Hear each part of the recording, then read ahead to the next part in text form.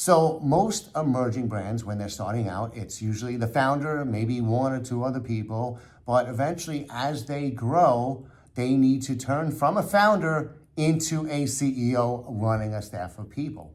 So in that, there's a lot of challenges along the way. Sometimes it's tough to figure out who to hire first and what those roles are.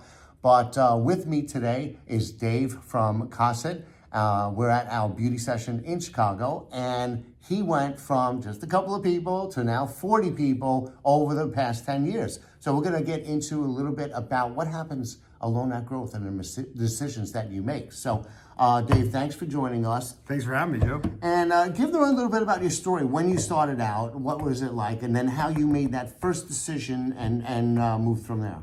Absolutely. So we started back in 2014. I took a hobby of mine, and I have some education behind me too. I have an MBA and an undergrad in marketing. And I thought, you know what, instead of working for somebody else, I want to try this and see if I can actually make something of it. And it's bath bombs, therapy bombs is what he makes. So. Yes, yes, absolutely. Thanks for getting the therapy part down. So, and just to explain that real quick, everybody's probably heard of like taking a therapeutic bath with like Epsom salt or oatmeal before. Every single one of our bath bombs has different specific ingredients to create a therapeutic bath. And there's lots of them. There's over 20 of them. So, but today we're talking about the difference between a founder and a CEO. So yeah, back when you first start out as a founder, man, you are everything. You are everything. So for me, because I'm making bath products, I have to formulate. So I'm the chief formulator. I'm designing all of our marketing. I'm picking the name of the brand. That's an important thing I will just say. Spend some time thinking about what your brand is going to stand for. So for us, we spent a lot of time. Originally, it was going to be called Blocks Cosmetics. Horrible name, because we were going to make little squares. But the secondary name that I wanted to use is a name that people just didn't know. It's called Cosset. It's an old English word, and it means to care for and protect in an overindulgent way. And I like having just one word, like Nike's one word, right? Yes. Apple's one word. Microsoft is one word. That's right. Yeah. So it's important to spend a lot of time on the beginning, making sure that you have something, in my opinion, that's quality and people are going to resonate with. Yeah. And then from there, and you were doing everything, not just that, but marketing, sales, taking out the trash, cleaning out things. So, so obviously, the startup brands out there, they're doing everything too. But then eventually you want to grow. So how along your journey, when you made that first hire outside of you guys, how did you decide on what role that would be? And then kind of what were you looking for from that person? Absolutely. So I think one of the things that's really important, and I mean this no disrespect, I actually learned this at the Goldman Sachs 10,000 Small Businesses. They talk about the difference between an entrepreneur and a wantrepreneur. And it's not meant derogatorily. A wantrepreneur is someone who doesn't want to work for somebody else and creates their same job where they're working for themselves. But it's not really something that expands. You have to duplicate in entrepreneurs in order to do that. So as you're looking at that and you're working at that and you're getting to a point where you think things are working, the only way to grow and expand is actually to bring on an employee.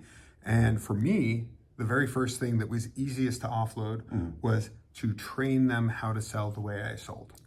And so that was the very first thing I did is I hired someone to help me out at the farmer's market to take a little bit of that sales burden off of my shoulders.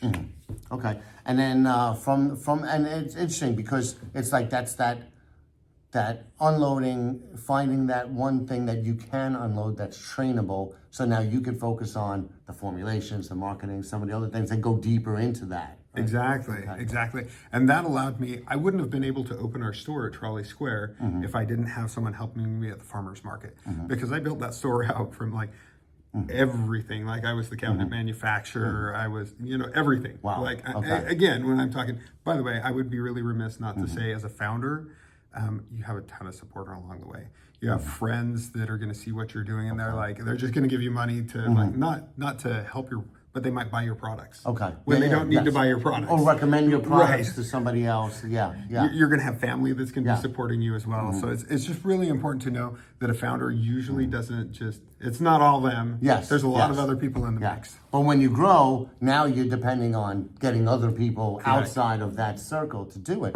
So, and I thought it was interesting the way you leveraged that location in the mall.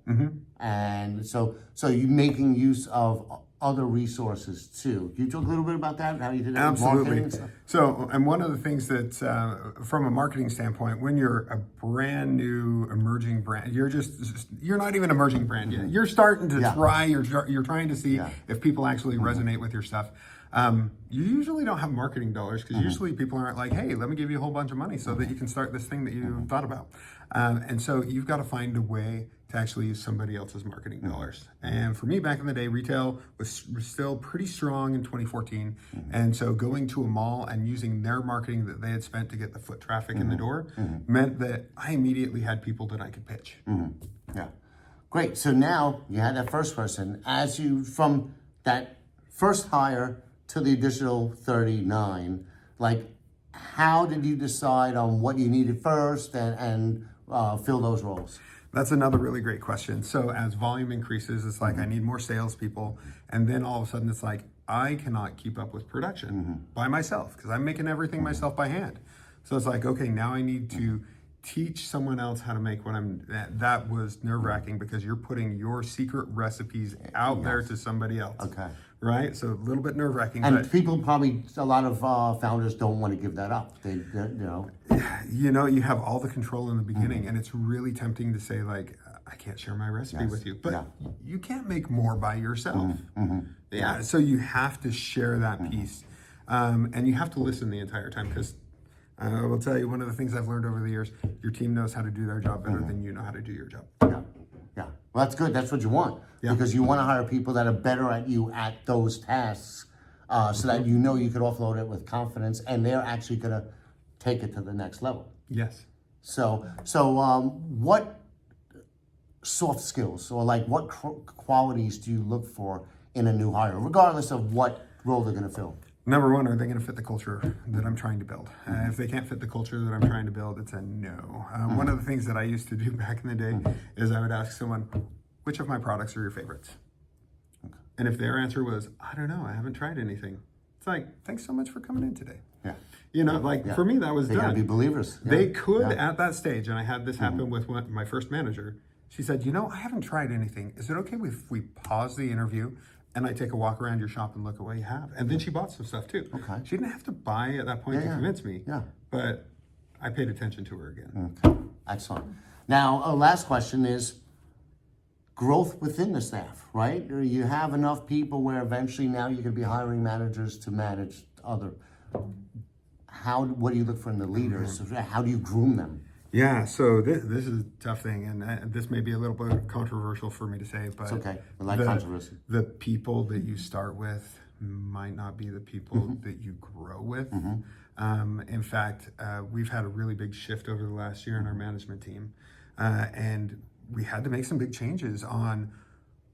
You need to look for people that, number one, will hire people that are better than they are. This is a key thing. If someone's not hiring someone better than they are, you got a problem because this is someone who wants to stay in their role and stay in their position. They want to protect their own jobs. They're just about protection. And I had some people like that. So you need to look for someone who will hire people who are better than they are and who will push the brand forward and look for gaps in the brand. I think that's the most important thing. Like at our stage where we're at now, we need to look for the gap, whether that's a gap in marketing, a gap in production, a gap just in general rules. Okay. And then hold people accountable in a positive way to do that and to continue building that culture. Excellent. Awesome.